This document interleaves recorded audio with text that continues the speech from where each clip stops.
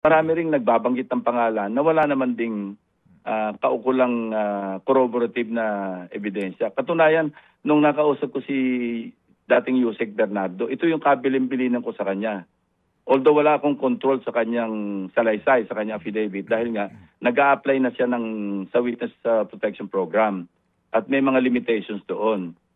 So ang billing ko lang sa kanya, kung sakali magbabanggit ka ng pangalan sa Blue Ribbon Committee hearing, siguraduhin mo lang na meron kang pinanghawakan. Kasi makakapanira ka ng pangalan, kahit totoo man yung sinasabi mo, may personal knowledge ka, pero kung wala ka rin parang maisususog na magko-corroborate na ebidensya, digital files mo man, notes mo man, maski anong meron dyan.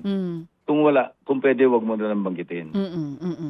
Actually, meron siya nabanggit na dalawa. No? Hindi ko to dinidefend. No? Yung dalawang kasama ko yung isa, dati kong kasamahan. Dalawa, napansin ko lang sa kanya affidavit. Si Senator Grace po at saka si Senator Mark Villar.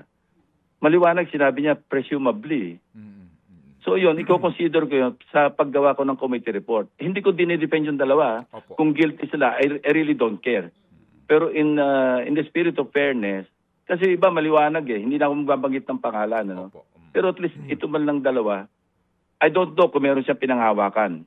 Kung meron man siyang pinanghawakan, hindi niya na ilabas sa Blue Ribbon Committee hearing yon. I'd like to believe na meron siyang hawak. Pwede niyang gamitin pag nandun na siya sa DOJ o kaya dumating sa ombudsman. Pero ang sinasabi ko lang, kung ano yung factual na nag-exist sa ngayon, base sa aking nalaman. Dahil nung nagbasa siya ng kanyang sinumpang salaysay, napansin ko yun presumably, papunta raw doon sa dalawang senador. Pag sinabi mo presumably, ano ba ibig sabihin nun? Presumption daw, pa lang. diba? Mga kapatid, brothers and sisters, saan ka pa? Dito na tayo sa totoo.